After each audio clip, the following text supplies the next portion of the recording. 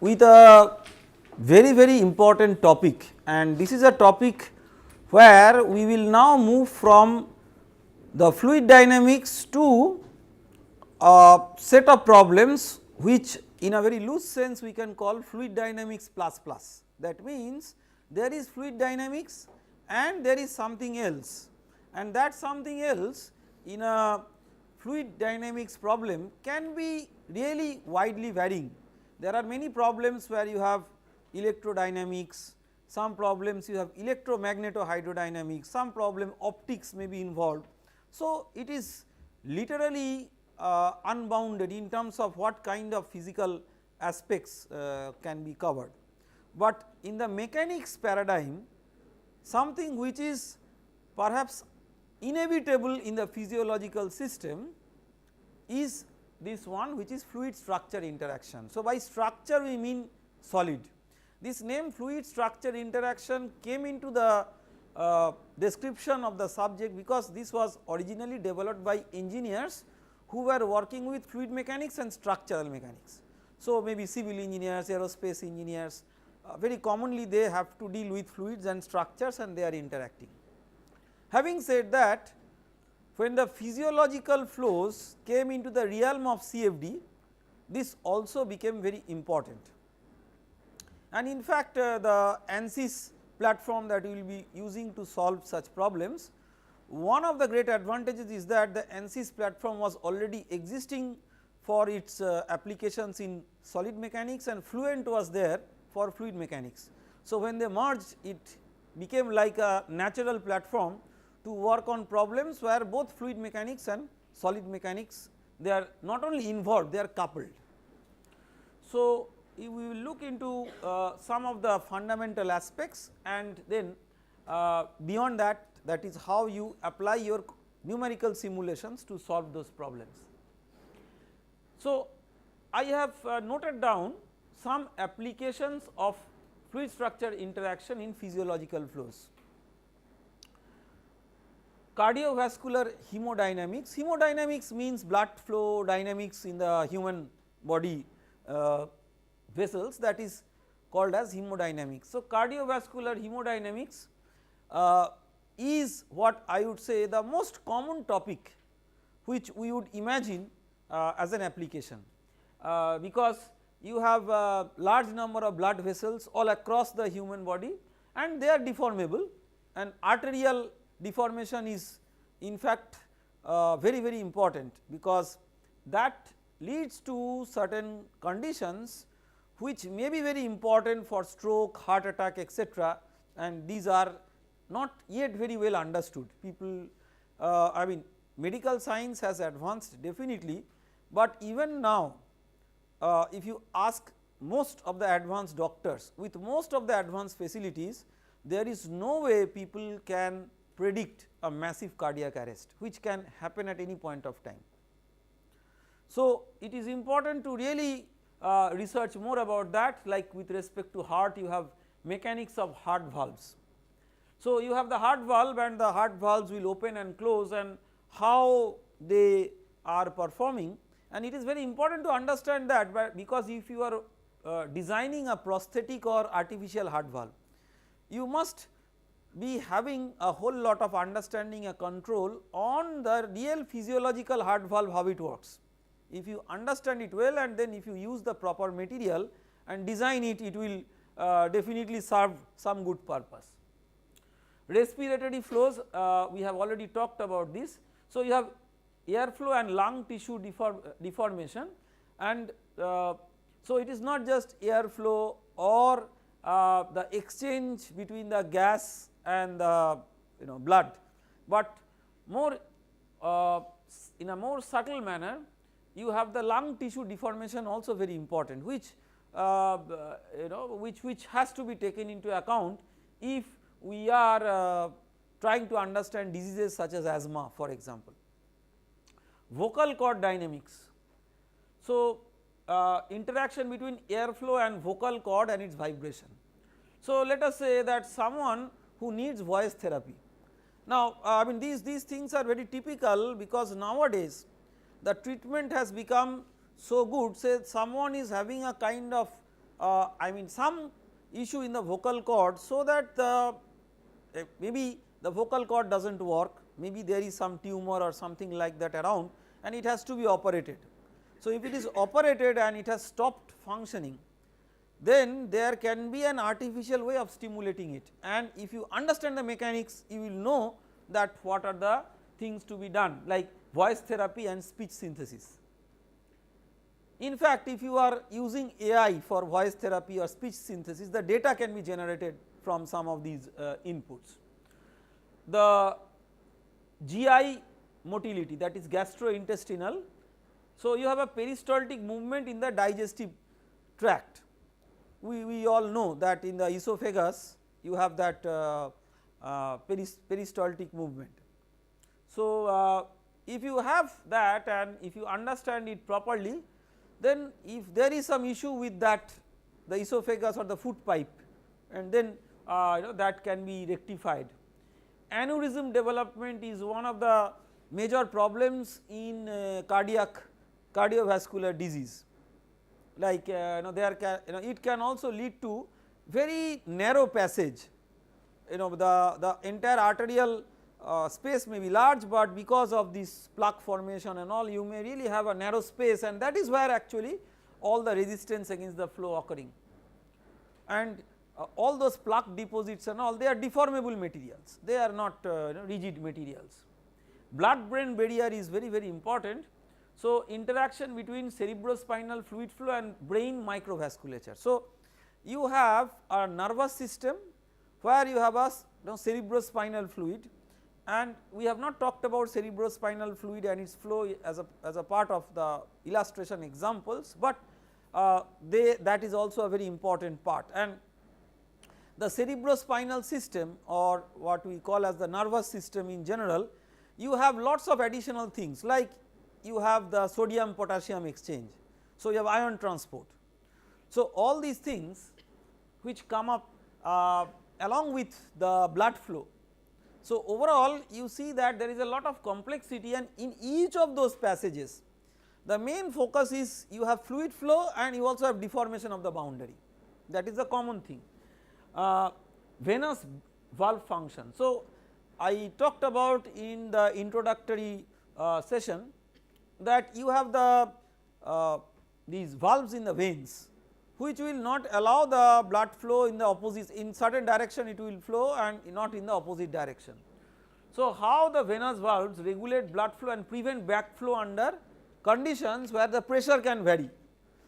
So, that mechanics. So, these are all very important, because more and more you understand, more and more you get handle on if a disease is occurring why, and then you can treat it better rather than sort of giving a heuristic view of that. So, accordingly if you consider different application domains which are related to healthcare, I am not talking about not related to healthcare, because our focus of this course is healthcare. So, to summarize, you have solid, you have fluid, and fluid structure interaction is really the intersection between the fluid and the solid analysis. And if you want to do that, there are ways.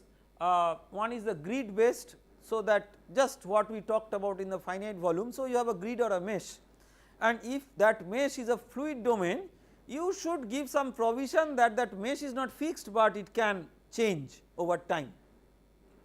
You can also have mesh free method, that means you are just having points to represent the domain, but no mesh as such. And you also have other things like interface coupling, that means you have a fluid, you have a solid, and you do not care about what is there inside the fluid domain and inside the solid domain, you primarily look into the interface to create the coupling and focus on the interface. So, its relevance in biology we have talked about, but one of the very interesting and emerging areas which is not biology, but biologically inspired system is soft robotics.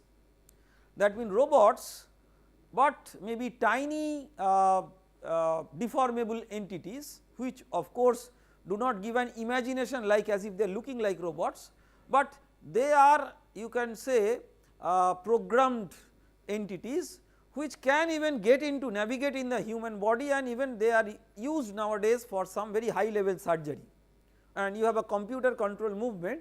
So, maybe there is an intricate tissue somewhere where the doctor wants to operate or visualize and operate. Now, that is not always easily accessible to a doctor, but doctor has the overall understanding. So, through an entirely computer control system, that soft robot is moving and it is doing its task. Maybe it can also deliver certain we call as cargo in the human body, maybe drug or some medical item. So, in that way that is a very emerging area where you can say fluid mechanics, solid mechanics, robotics and AI all are getting integrated and applied to such applications. So, if you now see overall that what kind of problem we are looking for. So, one is that the channel flow or the capillary flow that we talked about, we can imagine that it is the same except the wall of that channel or capillary is deformable, which is like the blood vessels in the human body. So, you can see the left hand side picture that you have a solid domain, you have a fluid domain, and in that way you will have an interface, and interface will evolve with time. So, you have a fixed deformable domain which is the solid domain, but this fixed and deformable in a sense that it is identified, but its interface can vary with time. Now, you have a moving domain means that the entire deformable entity is moving. Let us say you have a deformable capsule or a gel type of material. So, that is an entity which is moving in the stream of a fluid. So, that is also fluid structure interaction, but there the solid itself as an entity is having a bulk movement, whereas if it is a wall it is not having a bulk movement, it is having a displacement.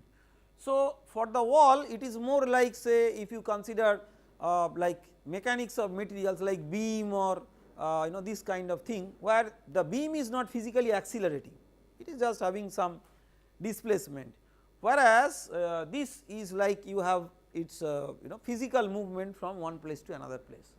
So, the strategies are related, but a bit different, and these are just to highlight some application use cases like cardiovascular biomechanics, which is the interaction between blood flow and vascular walls, and we will talk about this in our subsequent sessions. Tomorrow we have a session on this, that how we can predict the cardiovascular biomechanics. You can see this is one of the main arteries and it has its own branches. So, how we can get a visualization of the wall shear stress. So, this is very important because damage to the wall is related very strongly with the wall shear stress, and maybe there is MRI or CT scan or whatever, nothing can give this wall shear stress. So, this is very fundamental. Respiratory system, the interaction between the airflow with the lung tissues, and if you understand this properly, then you understand the mechanism of gas exchange, and you have cilia in the respiratory tract which are there and they are controlling the movement of this. So, that is also because it is dynamic, it is the fluid structure interaction coming into play.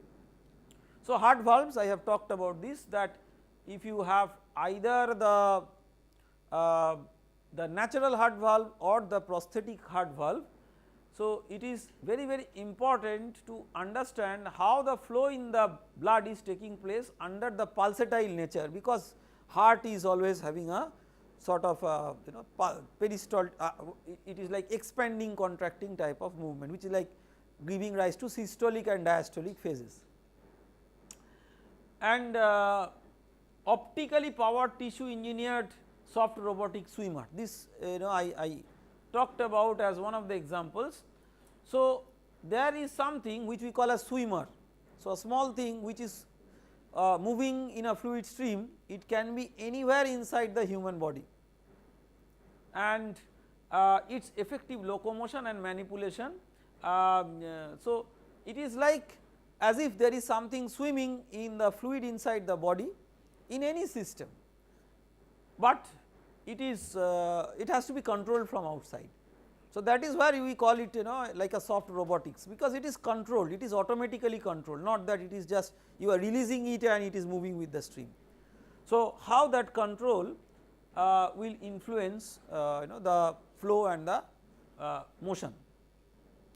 Now, with all these we need to understand the subject from a bit of fundamentals, and that is all what we have been trying to do for all the topics in this particular course, that if we do not get into complete elaborate things because of the interest of time, but at least the fundamental aspects we touch upon, so that you can get into deeper with the help of that fundamental knowledge. So, when you have a material, what I am trying to deal with is the concept of stress, and why we need to generalize it a little bit beyond the fluid mechanics is because be it fluid, be it solid, the stress is something which is the key when we couple their interaction, both stress and strain, but we here give an example of stress. So, imagine that you have a chunk of material which is shown schematically in the figure. So, this chunk of material it is interacting with the rest of the material. So, it is a say it is a chunk taken from a larger piece of material. So, when I say material, I am telling it very purposefully, I am not calling it fluid or solid. So, this is what is the backbone of a subject called as continuum mechanics. That means, you are treating the material as a continuous medium. So, not like atoms, molecules like that, and not that always media can be treatable like that, but if they are treatable like that, your advantage is that you can then have a description of certain functions which are continuous functions over space and time. Typically for fluid we talk about velocity, and typically for solid we talk about displacement. So, when we have that, so what is responsible for all these? So, there is some force, and the force is giving rise to an effect which is stress. So, before getting into that, let us imagine that this delta F is the net force which is exerted by whatever is there in its surrounding on it. So, this is like a free body diagram, you have isolated it from the other part of the system and representing the force. So, this is like a reactive type of force rather than active force, and it is acting over an area delta S which has a normal direction. So, what we are trying to calculate is we divide delta F by delta S and take the limit as delta x tends to 0.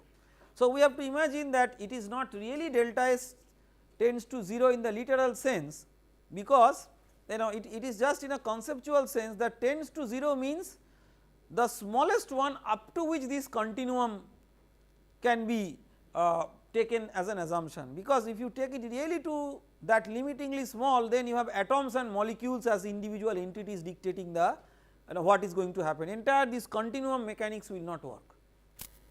So, with that small delta S, if you take the limit, then what you get out of this is called as a traction vector, which conceptually is like force per unit area. Now, we symbolize it with a subscript and a superscript. So, the subscript I, it is the direction of the particular component. Any vector, we can use one subscript, say I, with I equal to 1 mean x component, I equal to 2 y component, etc. So, 3 components you can represent. So, in that way a vector will need one index for its description. But here you see that not just that index I, but we also use an index superscript n. What is this? This is the normal to the area ds. Why is it important? Because this calculation of this limit is not just dependent on what is the magnitude of ds, but also how the delta s or how the delta s is oriented. because if delta S is oriented differently, then at the same point you will get a different delta F. So, that is why you have to specify that n direction also. So, now you have something which is called as a traction vector, but it is not as ordinary as any other vector, because it requires two indices. One is its direction like a vector, its component like a vector, but also the direction of the surface at which you are calculating it. So, now when you have such a system, you can describe the force per unit area with respect to a normal. Now, you cannot generalize it. Why you cannot generalize it? Because your surface on which you are doing the analysis can have any possible normal direction. So, you cannot have a general description for that, because if your direction changes, everything will change and you really do not know what is the value. So, it would be very nice if we use some parameters for which the direction is fixed, and then using that describe the phenomenon on a surface for which direction is arbitrary. So, direction fixed means you can, for example, construct that cuboid has its normal directions either along x or along y or along z. So, if that be the case, then the traction vector is represented by again something which we call as stress tensor. In books you will either have tau or sigma to represent that commonly, with the two indices I and j, where I is the direction of the normal and j is the direction of force. In the general traction vector description, the direction of the normal is arbitrary, but in this specific case the normal is either along x1 or along x2 or along x3. So, normal is fixed. So, accordingly you have the nomenclature, like to illustrate the nomenclature I have put this in the diagram. So, for example, if you look into the right face, its normal direction is x2. So, the first index tau, so what you have is you will have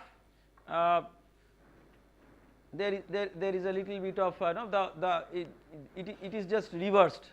So, it is reversed, I will tell you why, because it is just in advance it is written. So, tau 2 you can recognize, the first one is the normal 2 and second one is the direction 2. Whatever is the upper, it is like it is fundamentally tau 2 3, because the normal is 2 and the direction is 3, but why it is written as tau 3 2 in advance, because it can be shown that tau ij equal to tau ji, that is why, but fundamentally it is different.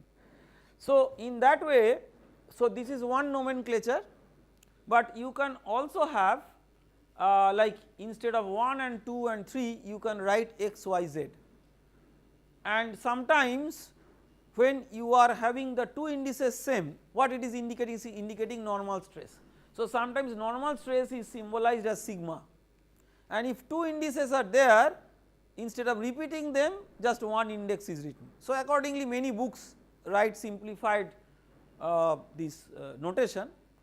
My objective of showing different notations is just to make you bit clear that notations may be different, just learn the concept, and if different books have different notations is okay, I mean that is not a big challenge.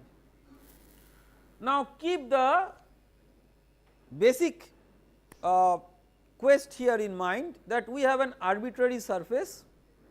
So, when we have an arbitrary surface, the arbitrary surface has a direction. Let us say that n is the direction of the arbitrary surface.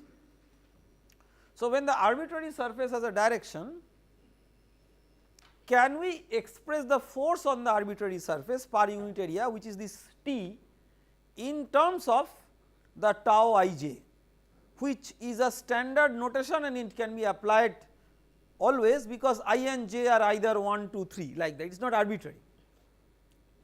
So, to do that we construct this diagram where you have 4 faces, right. So, these 4 faces are, one is AOC C, another is AOB, another is OBC, and the fourth one is ABC. Now, where is the motivation of taking such a volume to do the analysis? So, if you look into this carefully, out of the 4 surfaces, there are 3 surfaces where the normal is either x1, x2 or x3, like OAB, OAC and OBC. The normal is either x1, x2, x3. So, you can use the tau notation, tau ij, but the 4th surface is ABC, where the normal is arbitrary. So, if you write a force balance over this, then the generalized surface, whatever force is acting on it, can be expressed as a function of the forces on the other surface, which can be written in the tau ij notation. So, let n be the normal to that ABC, where the direction cosines are n1, n2 and n3. So, we are now applying a force balance on this one. So, if you see that the force on let us say AOC. So, AOC is a plane which is the x2 x3 plane, x3 is somehow it is not visible clearly in the slide. So, the axis which you do not see very clearly, that is x3. So, AOC is there on the x2 x3 plane. So, what is its normal direction? x1, right, and in fact negative x1, because normal to a surface is always taken as outward normal, okay, that is the sign convention. So, along that direction, what is the force per unit area? So, then you can use the tau ij notation. I is here 1 because the direction normal is 1 and j is also 1. So, along the x1 direction, the force is per unit area is tau 1 1, and let us say S1 is the surface area of AOC. So, the force, total force is per unit area into the area, and minus sign because it is in the negative direction, okay. Then you go for let us say you go for OBC. So, OBC has direction normal in what direction? x2 minus x2. Now, along the x direction, if you write the force, then tau, the first index is normal. So, tau 2 because normal is x2, and the force direction is the next one, which is 1. So, it is tau 2 1, that is the shear force. So, tau 2 1 into that area is S2, and again minus because its normal is in the minus direction. Similarly, tau 3 1 S3, which is for the AOB surface, and the fourth surface is ABC, for which you have what you call as the force, whatever is you are seeing as minus sign, just correct it, it is plus, okay. Somehow for writing it has become it is a typo. So, when you have this fourth surface ABC, let us say that it has a normal n. So, what is the force per unit area on that? You use the traction T notation with superscript n and subscript 1 because you are talking in the direction 1, and by default it is positive sign convention. If its value comes minus, then it is negative. So, that will be plus this T1 n times S, S is the area of ABC. Then, so this is the surface force, the body force is the volume of this into the force per unit volume. So, what is the volume? So, if h is the perpendicular distance from O to ABC, then its volume is 1/3 into area of the base into height, right, that is the volume of such a thing. So, 1/3 into S into h, and B1 is the force per unit volume. So, you multiply that with B1 to get the total force. So, you have surface force and body force, sum total of this, and as per Newton's second law, this is mass into acceleration. So, mass is density times that volume times acceleration along 1 A1. Now, what you can do is you can write S1, S2, S3 in terms of S. In fact, you can imagine say AOC, it is the projection of ABC on the x2 x3 plane. Okay. So, projection means basically you can calculate it by the dot product of the normal vectors. So, the normal vector of ABC is n and the normal vector of AOC is I. So, if you take a dot product, then it will be n1. So, that is why S1 is S into n1. Similarly, S2 is S into n2 and so on. So, if you substitute that, then S will cancel from both sides and then you take the limit as h tends to 0. Why? See, you are interested to write an expression at a point, whereas you have started with a volume. So, a volume will shrink to a point when? A volume will shrink to a point when the height, that h, is in the limit tending to 0. So, now if you clearly see the expression, when h tends to 0, the body force term becomes tending to 0 and acceleration term also tends to 0. So, you are left with T1 is tau 11 n1 plus tau 21 n2 and plus tau 31 n3. So, this is for 1. So, instead of 1, if you have I as a subscript, so for the ith direction you have Ti, sorry, you have Ti is tau 1 I n1 plus tau 2 I n2 plus tau 3 I n3. So, Ti is summation of tau j I n j, right, and because j is repeated as per Einstein's notation, it is just tau Ti is equal to tau j I n j, we do not write this sigma. So, this is known as Cauchy's theorem, very very powerful, because what it is doing, you have any arbitrary surface, it is representing the force on that arbitrary surface in terms of the stress tensor components, which are on some fixed reference direction.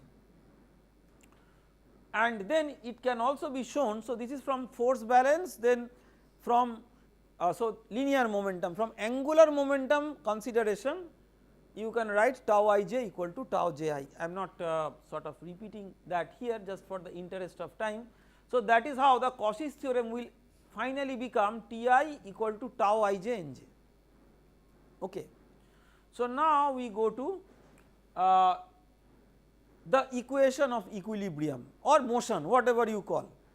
So, I have written Navier's equation of equilibrium, you can also call it as Navier's equation of motion. So, equilibrium is a very general term, even motion can be thought of as an equilibrium, people may call it dynamic equilibrium instead of static equilibrium. So, now you see that why I have gone through that is because we are trying to generalize fluid and solid. So, up to this I have purposefully told material, be it fluid, be it solid, any particular property of fluid or solid we have not used. So, now what we are going to do is we are trying to integrate it over a volume which could be a fluid or could be a solid. So, the force when you integrate, one is the integration of the surface force. So, you have the tau I as a vector which is per unit area. So, tau I is tau I1 I plus tau I2 j plus tau I3 k, dot with the normal vector, and in fact if you just write it. So, if you take the dot product, what it will be? So, n is n1 I plus n2 j plus n3 k. So, if you take the dot product, it will be tau I1 n1 plus tau I2 n2 plus tau I3 n3, that is the Cauchy's theorem, the total traction vector. So, this dot product mathematically represents the same expression which in the previous slide we derived, and that times dA, dA is the surface small area, you integrate over the entire area, and that is the surface force. Body force Bi is per unit volume, so that you multiply by volume. So, I have used a bit of a different symbol for volume, because otherwise it may confuse with velocity, which we also use V in fluid mechanics or even solid. So, now your Fi is now what you can do is See, in the right hand side there is one term which is volume integral, another term is area integral.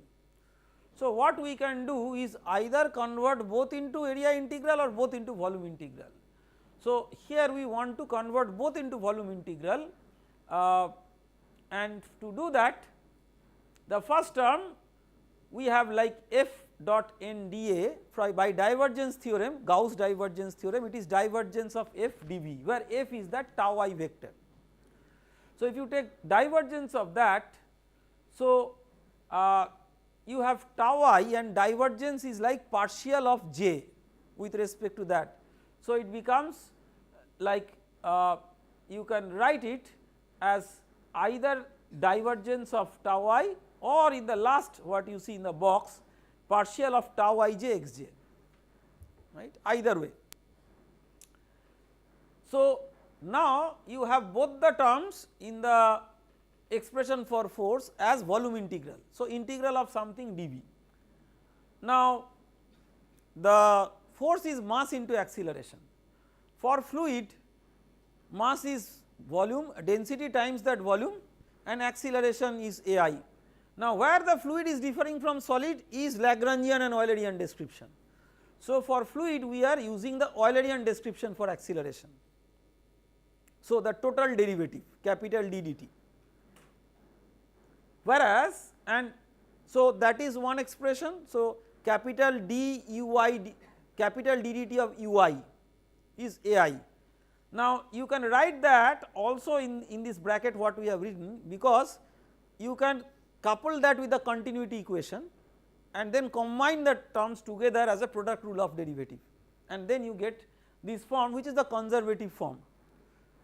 It is important because in the numerical method we are using the conservation principle.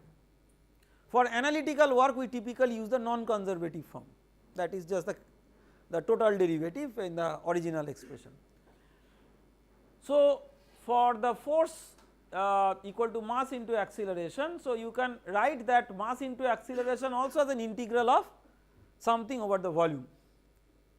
For solid, let us say that you have rho s as the density of the solid, so rho s into dV into AI, and for solid, because we are using that Lagrangian description, it is just the second order time derivative of the displacement SI. So, that is Lagrangian description. So, this is where only it is differing, otherwise you see Navier-Stokes equation is just like Newton's second law of motion. So, then because so both the expressions, if you see now, if you write the left hand and right hand side, integral of something dV equal to 0, and because that something is arbitrary, then only possibility is I mean not something, that volume dV is arbitrary. So, because your volume dV is arbitrary, that something has to be 0. So, that gives rise to the equation of motion for fluid mechanics in the left and solid mechanics in the right. Okay. Absolutely the same, only the way in which you describe the acceleration is different, one Eulerian, another Lagrangian. The stress also we have written as just like stress, because this is where also fluid and solid is different, because for fluids usually stress is written as a function of rate of strain, for solids it is written as a function of strain. So, rate of strain is related to velocity and strain is related to displacement, and that is why for fluid mechanics velocity is important and for solid mechanics displacement is important. So, why I am emphasizing on this is because I have also been a student like all of you, and what I have recognized from my own experience as a student is everywhere there is so much of compartmentalization that the way in which fluid mechanics is taught and the way in which solid mechanics is taught, it appears to be a different world to the students. In fact, the specialization is different in the department, and mostly those professors do not talk to each other except going for tea coffee, and one will always say that they are most important. So, solid mechanics people will say that they are very important, fluid mechanics will say they are important, and because solid mechanics is mostly using finite element, they will say that is the best method in life, and fluid mechanics will say finite volume is the best in life, and that is how people do quarrels, but they are the same. You are wearing the two different dresses, one is the dress of Professor Euler and another dress of Professor Lagrange, but the heart and soul is the same. So, you are having these two differential equations where two major differences are there. Please make a note of this. One is, in one case velocity is the primary variable, in another case displacement is the primary variable. In one case you have the stress written in terms of rate of strain where the velocity will come, gradient of velocity will come. In another case stress is written as a function of strain where the displacement will come. And this general formulation is very good because see the world does not have always a fixed boundary. We say, so when we describe people we say he or she is a very good person, and we are usually extremists. The other option is he or she is a very bad person. We never say that he or she is a human being will have good and bad qualities mixed together, and that is all humans are. Nobody is absolutely good or absolutely bad. So in the world there are many materials which are neither solid nor fluid, so called classical solid and classical fluid, and classical fluid will have viscous behavior and classical solid will have elastic behavior. And there are many materials typically in the physiology and bioengineering application which are partly viscous and partly elastic behavior, that is called as viscoelastic material. So when you have a viscoelastic material, your stress is a function of both strain and rate of strain. Stress as a function of strain will be due to the elastic behavior, and stress as a function of rate of strain is due to the viscous behavior. Look into a cell inside a human body. A cell has a membrane which has elasticity. In addition to several other properties, membrane also has a bit of viscous behavior because membrane has some gel type of material and which has a viscous behavior. But inside the cell you have cytoplasm which is the liquid, and that will be primarily viscous. So overall the cell will be a classical example of a viscoelastic material in a physiological system. In the engineered system you have almost all polymers are viscoelastic materials, and polymers are very important in bioengineering, or polymer like materials like gel like materials, hydrogel for example. So it is very important therefore to develop a balanced purview of fluid and solid and do not get into an extremist of an impression like a fluid or solid. So if you want to do fluid structure interaction, this is what I have summarized. So you have, there are two possible ways. One is one way coupling. One way coupling means what? You do fluid analysis, the fluid analysis gives an input, and with that input you want to do structure analysis, but do not give that feedback back to the fluid analysis to rectify it, because the fluid analysis was done on a structure, but the structure is a deformable structure. So when its deformation is known, then before the deformation was known whatever was the answer, now the answer will change, and that is how it will be dynamically coupled. So that is a two way coupling you see that you have. Now how it is dynamically coupled? See, every subject, this I keep on stressing that there will be lots of maths, integration, differentiation etc. In mechanics type of subject it is like that, but with that what you say either a burden or a joy of doing integration and differentiation, never lose the most essential message. If you keep that in mind, you will, your integration differentiation also you can make the life simple. So when you have a solid and a fluid, how they are interacting? So remember that on the surface of a solid you will have a normal stress and you also have a tangential stress.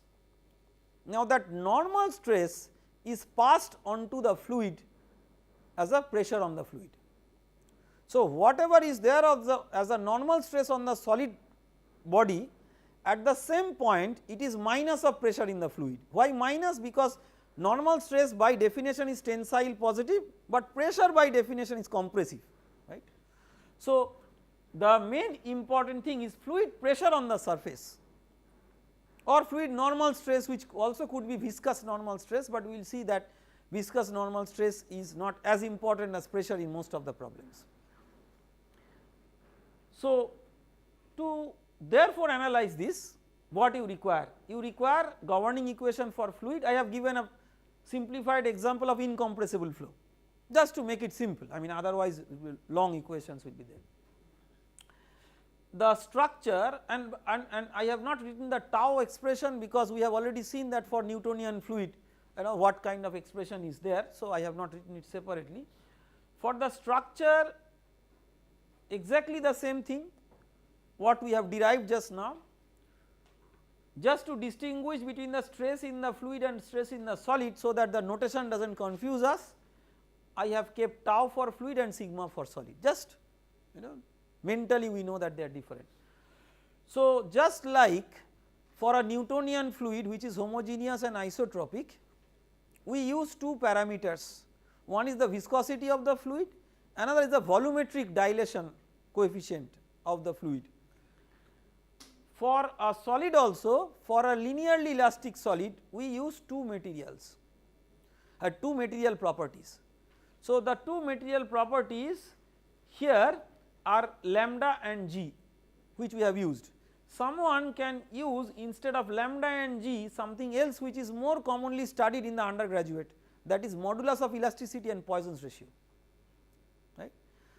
And lambda and g were mathematically used by the early developers of this solid mechanics subject, and that is why it is still continued for analysis. These are called as Lamé's parameter, lambda and mu, whereas this modulus of elasticity and Poisson's ratio are more physical parameters. When measurements came, modulus of elasticity of a material you can measure and Poisson's ratio you can measure, and these also you see has a lot of similarity with the Newton's law of viscosity. So, Newton's law of viscosity, you have a component of stress which is linearly proportional to the rate of strain, and here you have a component of stress which is linearly proportional to strain. In the viscous fluid, there is a component of stress which is related to the volumetric strain rate of the material, which is 0 for incompressible flow, and the corresponding term is there for the solid. The next term, which is you have the trace of the epsilon, that is epsilon 11 plus epsilon 22 plus epsilon 33. So, if you write it in the form of a matrix, the diagonal sum of the diagonal terms, that is the volumetric strain. So, the first term is related to linear strain and the second term is related to volumetric strain. For Newtonian fluid, you have similar first term and second term. First term is related to shear strain rate, or maybe also linear strain rate, and second term volumetric strain rate. So, you see lot of similarity in the mathematical form. So, loosely if you just keep in mind that for solid I care about displacement and for fluid I care about velocity, you actually have got the essential feel of what you are working with. And the coupling, how do you do the coupling? So, there are two important boundary conditions, one is a kinematic, another is kinetic.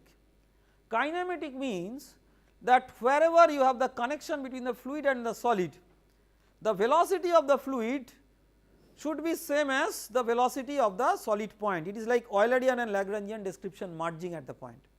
So, velocity of the fluid is u, and the velocity of the solid in terms of Eulerian description is the derivative of s with respect to time at that point. So, partial derivative, and they are the same, right.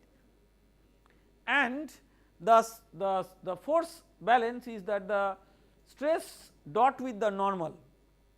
So, that is so because this is the normal stress balance, as I told that the normal stress in the fluid is equal in the solid is equal to minus of the pressure, that is what it is writing in a general form. So, taking the dot product with the normal direction means it is taking only the normal component. B is the body force per unit volume, whatever small b I had written in the previous slide, that is this b. Okay.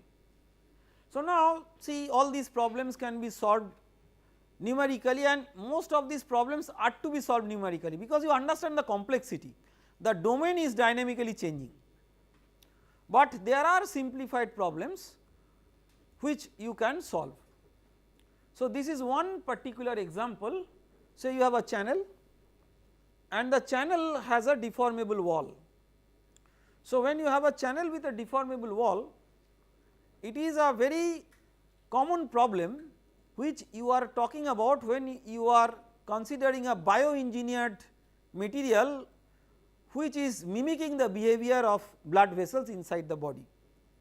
So, you have a channel which is say made of some engineering material which is a soft deformable material and the wall is deforming, and sometimes it is very interesting to study this, as I told that you have topics like organ on a chip, human body on a chip. So, there you should also have blood vessel on a chip, and that blood vessel on a chip can be something like this. Sometimes the top is a rigid wall, because many times to make a nice observation experimentally you put a glass slide at the top and put a microscope, or maybe at the bottom and put a microscope and see. This is very common experimental arrangement. See, that is why I always say that never try to become like a overt theoretician, that you do theoretical things but you lose completely the context. You may not be an experimental expert, but at least try to know what goes on in practice, because this is not a very sort of abstract theory like that people do not understand. This is something which practical things we are translating into mathematical language, which in maths is called as so called applied maths. So, now let us say this deformable material is a linear elastic material. In fact, these are all idealizations. In human body there are hardly materials which are like linear elastic materials. You will have some non-linear behavior, but for so many materials we can neglect it. So, approximately linear.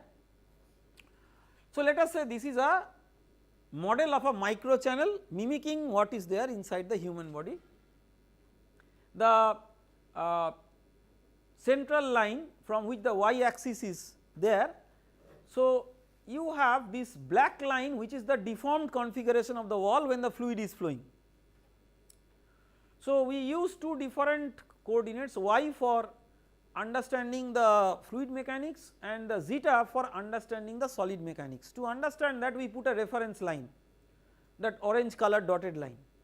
So, from there we measure that zeta, and capital H is the height of the boundary of the solid at any point of time t.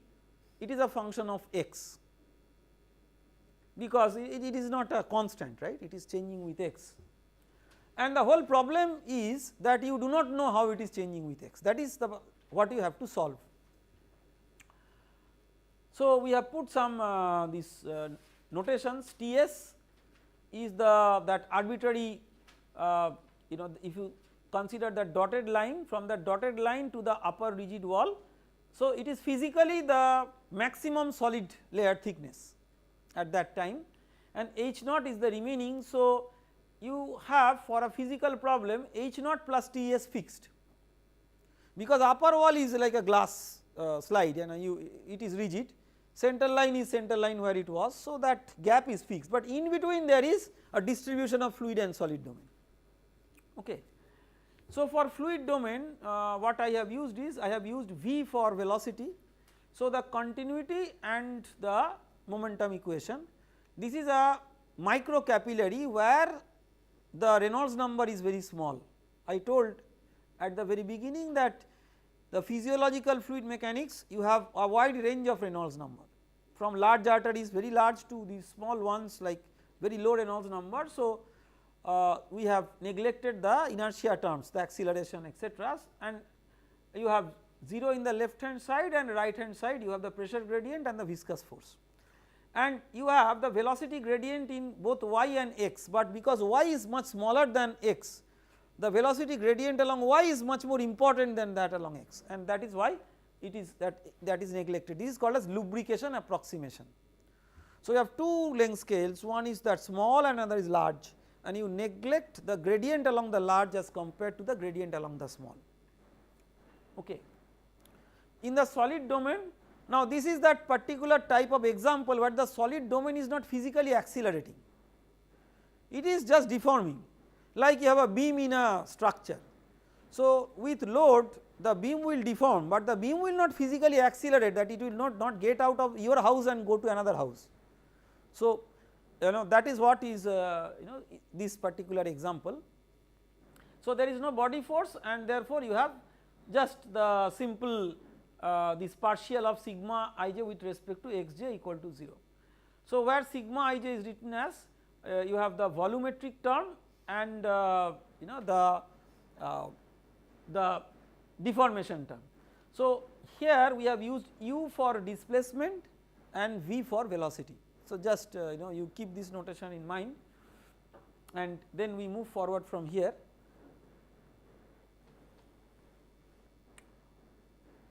So, now we are going to write an equation for the solid domain for I equal to 2. So, I equal to x, I equal to 1 is x and I equal to 2 is y. Can you tell that out of all equations why I equal to 2 is important? I equal to 2 means that y or zeta direction. See, overall you try to get a physical feel of the problem. The flow along x is important and displacement along y is important physically.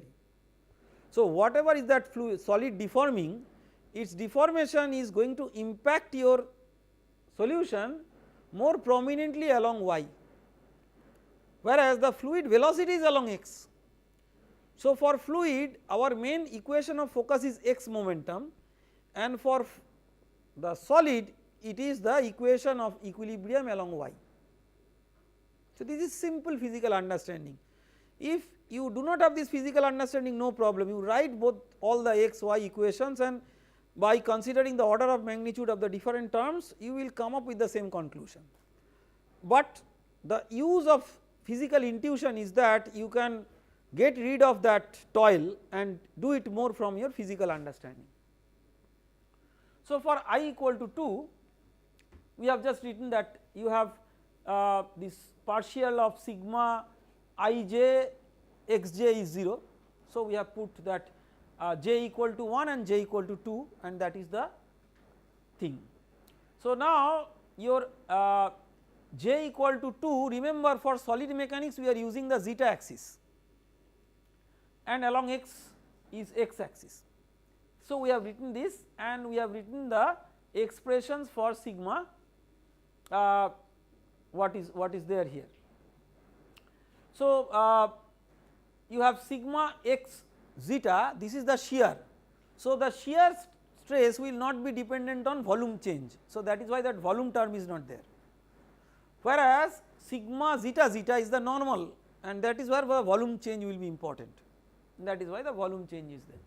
So, now you substitute that sigma in terms of this displacement u and try to get an order of magnitude analysis, that means which one is dominant and which one is not, which is also called as scaling analysis.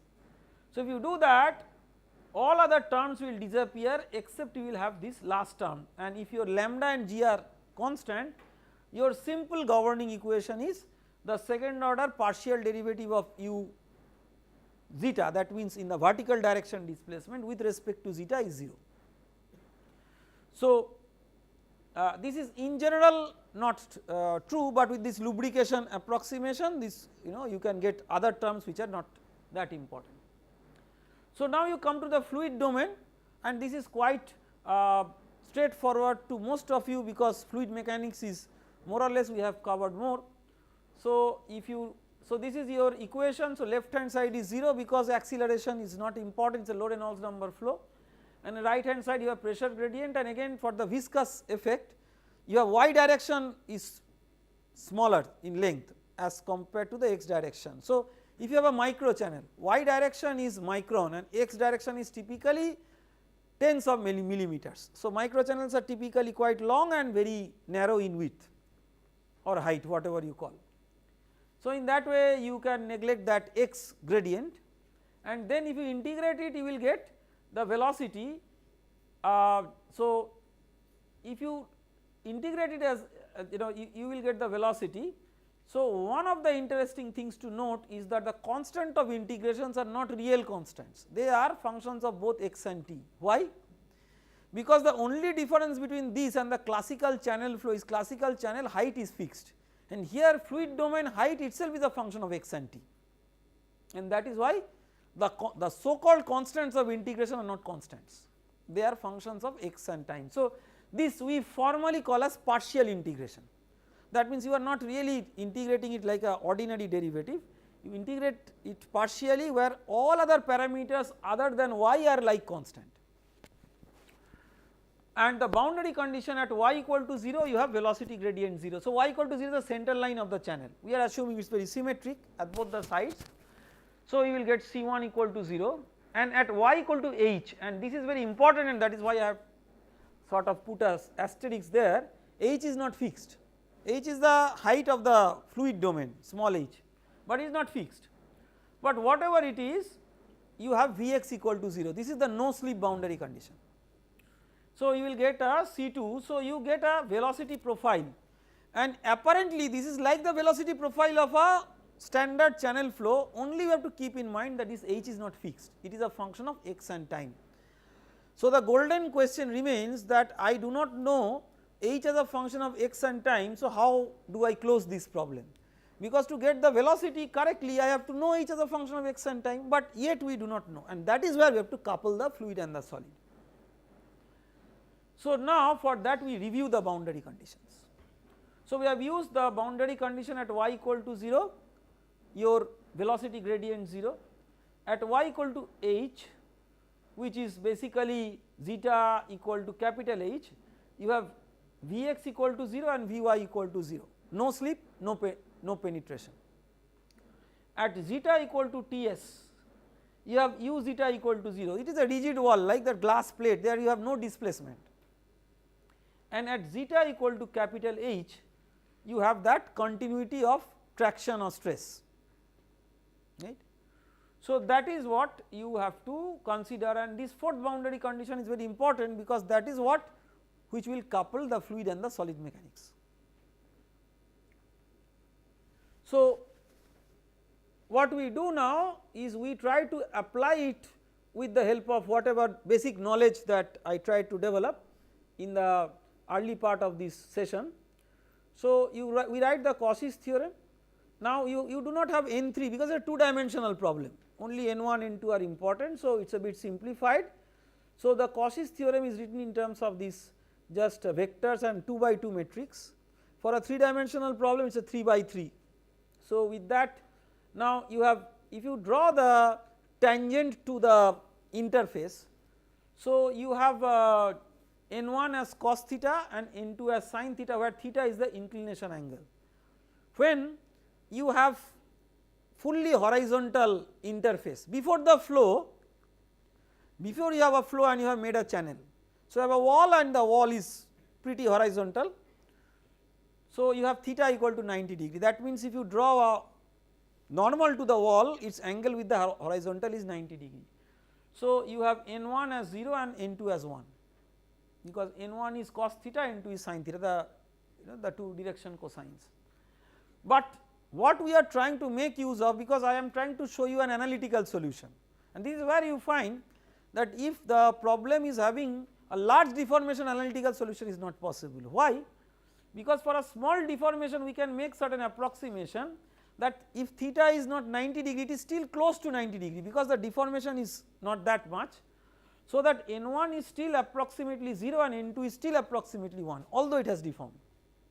So, with that you can write 0 and 1 for both the solid mechanics and the fluid mechanics, and you have tau 22 equal to sigma 22, where tau 22 the expression is there for incompressible fluid and for incompressible flow, and sigma also you have the expression, and the volume terms will go away.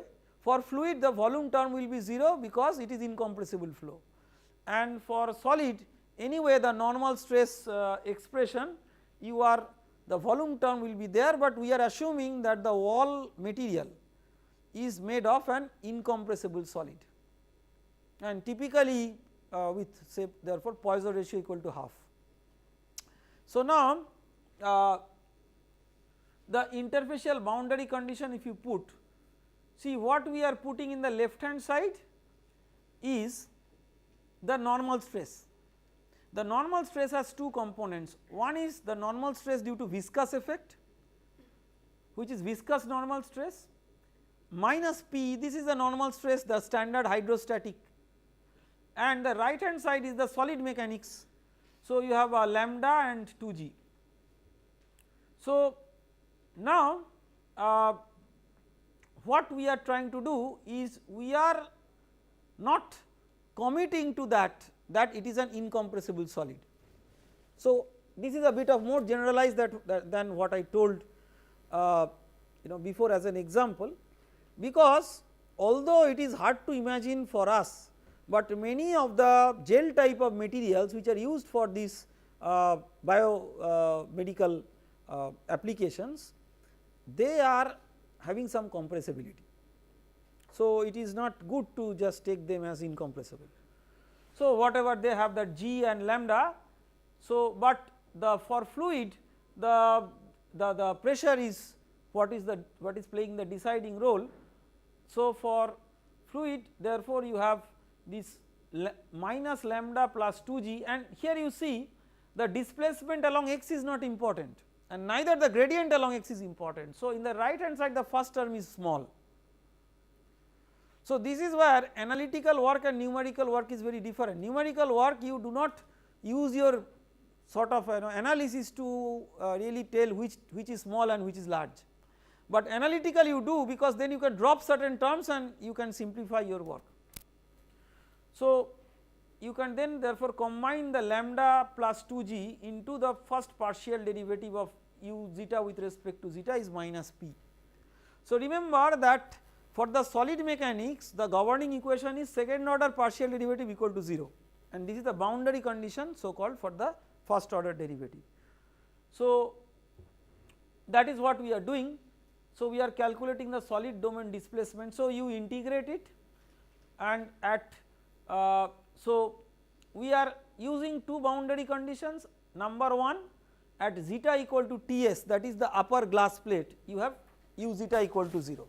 So, that will give you C3 into Ts plus C4 equal to 0, and at zeta equal to capital H, which is the fluid solid boundary, you have this equality of normal stress. So, from that you can get the constants of integration and you get the displacement. Okay. So, now this has to be used and coupled with the what we call as fluid mechanics problem. So, you see that the major thing, the physical observation is the displacement is a function of the local pressure, and this is so intuitive, like if you have a blood vessel wall, how much the blood vessel wall will displace will depend on the pressure of the blood at that vessel, right. So, displacement of the solid is a function of pressure in addition to other properties, coordinates, etc. So, at zeta equal to h, capital H, you have u zeta equal to capital H. So, why it is so, just look into the diagram, let me just. So, at zeta equal to capital H, see that your u zeta is capital H. Why? U zeta is the displacement from that orange line, and that is itself capital H. So, in fact it is not a new boundary condition, it is just your geometry represented in a mathematical term. So, it is not a boundary condition, but we apply it. So, you substitute u zeta equal to capital H and this zeta equal to capital H, and you know that capital H equal to small h minus h naught from that diagram. So, now you get the fluid domain small h as a function of pressure. So, this is the crux of the physics, that you have a variable fluid domain where the domain height is a function of the local blood pressure or whatever fluid pressure. Now, you have to put a constraint if you want to couple the fluid and the solid. So, the physical constraint is, let us say there is a channel, the channel is deforming, means its fluid area is either increasing or decreasing, but if you have steady state the same flow is occurring. So, if you integrate the velocity over that h, where h is variable, you have the flow rate q which is fixed. So, if you put that, then you get a differential equation on p, because in the left hand side you have h as a function of p and you have the pressure as a function of x. We can also write it as dp dx, because pressure is not really a function of y, importantly it is also a function of y, but mean variation is x. So, with this the last equation is giving you a governing equation of p as a function of x, and if you solve it, typically you do not have analytical solution to solve it numerically. So, you will get how pressure varies with x. So, if you get how pressure varies with x, because your small h is a function of pressure. So, you will get how your displacement of the channel boundary changes with x. So, you will get the profile of the interface of the fluid and the solid, that is the wall of the vessel. So, this is analytical, but it had many assumptions, like you have small deformation and maybe one of the dimensions, the width of the channel is much smaller than the axial thing. So, these things are not very what I would say general, these may be for some special type of problems, but not always. So, we have to solve the problems numerically, and some of the exercise problems that you will doing as a part of your subsequent lab sessions will reflect that. So, overall the numerical techniques, as I told, that you have some techniques which are called as grid based methods. Grid based methods can be fixed grid and moving grid. That means you can have a fixed grid and you can only sort of, or rather you are only finding out the location of the interface implicitly, but your grid does not change.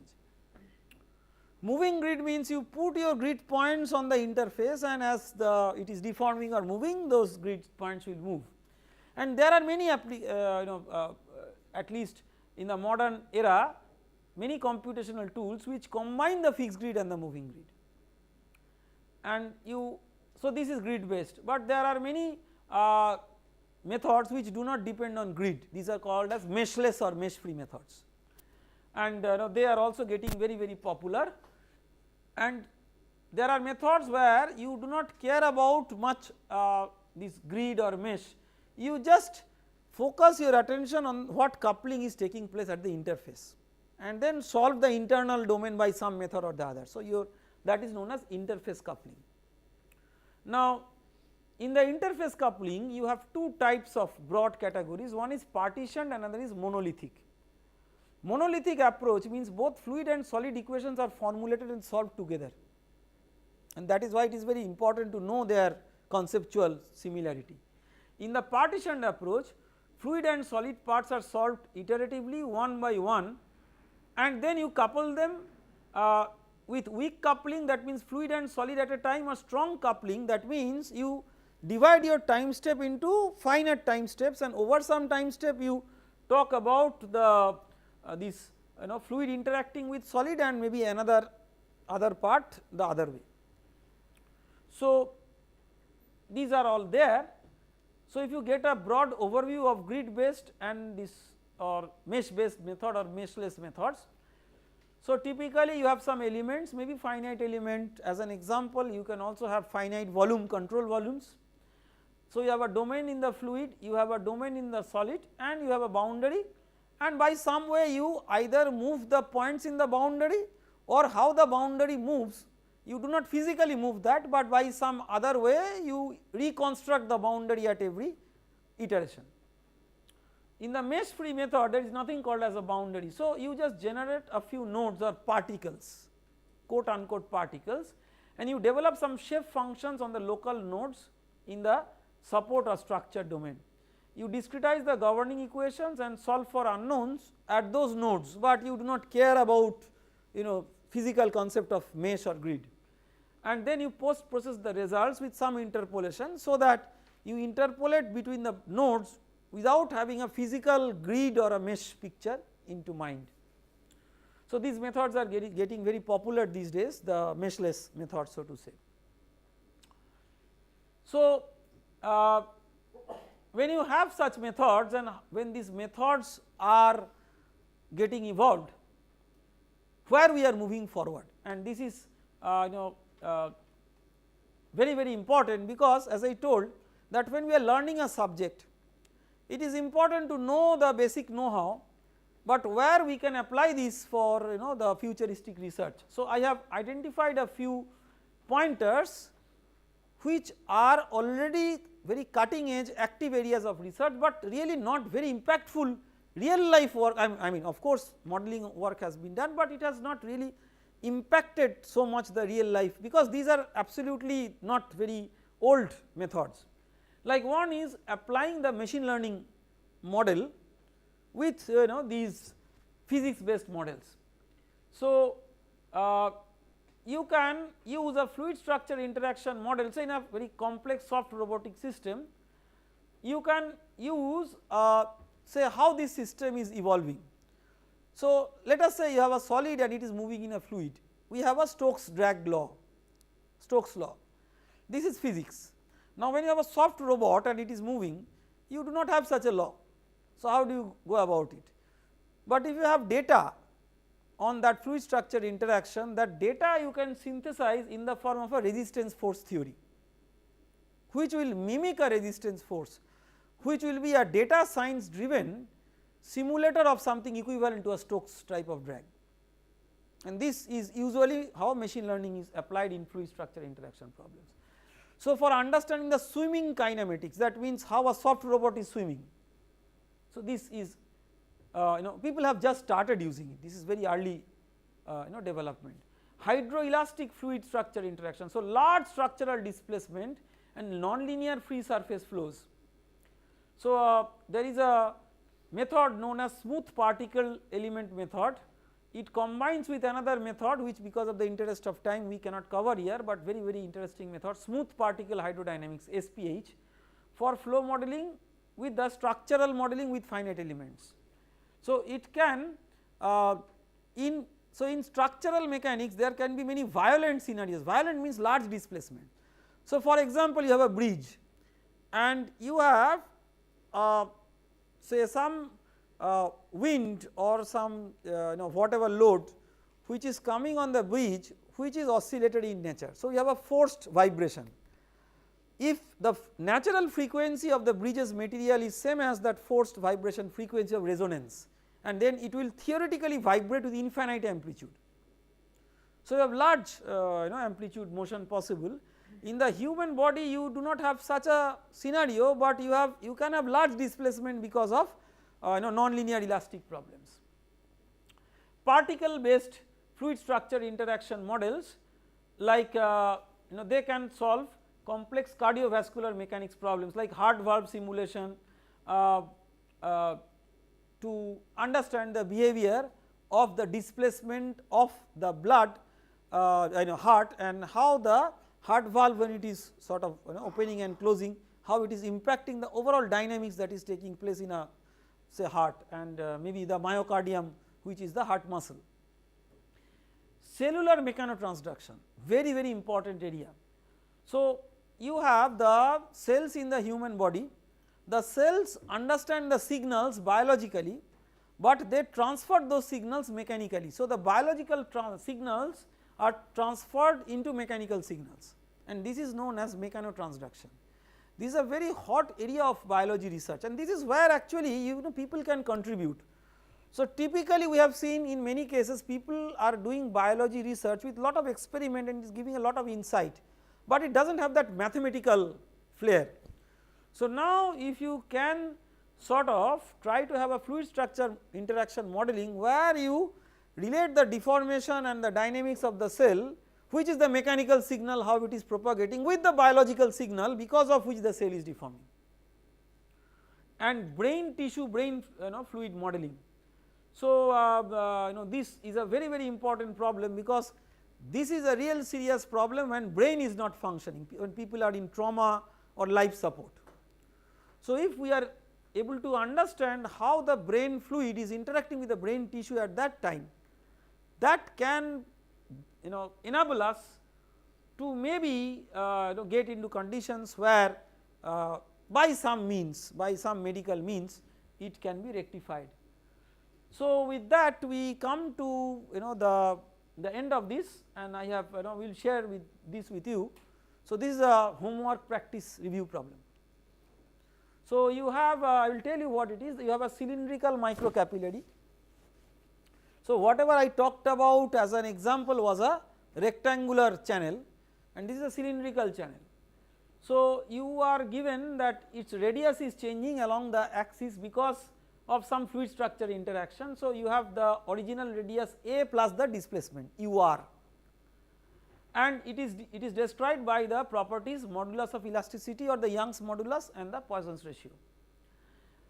We assume that it is thin, the wall of this is thin, and therefore, you can use thin walled pressure vessel as a solid, or you can say mechanics of material, or in undergraduate text also known as strength of materials model, as a thin walled cylinder or thin vessel model, where the stress and the strain are written in, they can be written in terms of the pressure.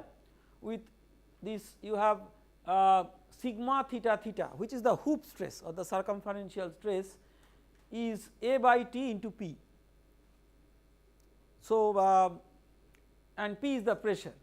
So, if you know the stress, you can calculate the strain, that means the displacement you can formulate as a function of pressure, and then you can solve the entire problem just like what we have done, except the coordinate system here is a cylindrical coordinate system. So, 4 parts, or rather 5 parts of this problem is there. Essentially write the governing equations for flow and find an expression for velocity, find an expression for pressure gradient, and integrate it to find out the pressure as a function of z, and compare this pressure. So, you have a pressure as a function of z. If you have just a circular pipe or a tube or a channel, pressure versus z is linear, dP dz is constant. So, you can compare that with this, and that will give you an idea of the impact of the fluid structure interaction in creating a change in pressure. Okay, so and this is purely analytically pen and paper you can do. So, we have mixed all the lab work and assignments with something you can do in pen and paper to create your understanding, and in a computer to translate that to solve a practical problem. Okay, then so we close this here, and we will then move as per schedule the remaining parts of this.